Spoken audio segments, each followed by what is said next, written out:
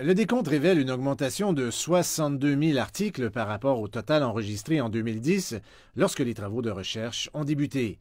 Parmi ces centaines de milliers d'articles, 1,86 million pour être plus précis, 168 000 sont classés dans la catégorie des antiquités culturelles précieuses de niveau national, représentant 42 % du total de tous les musées chinois.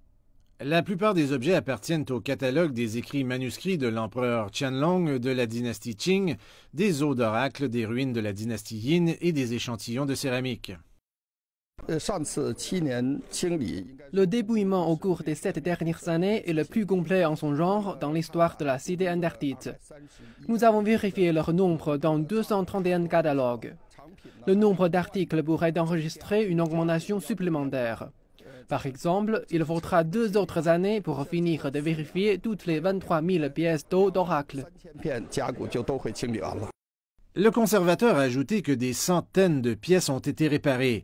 Certaines parties dispersées d'anciens objets en bois ont été remontées. Au cours des 10 à 15 prochaines années, le musée envisage de publier un catalogue complet en 500 volumes.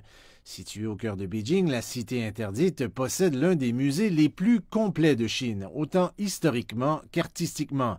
Construite en 1420, la Cité interdite a été la résidence de nombreux empereurs chinois et le plus important centre de pouvoir depuis environ 500 ans. Elle est devenue un site du patrimoine mondial de l'UNESCO en 1987.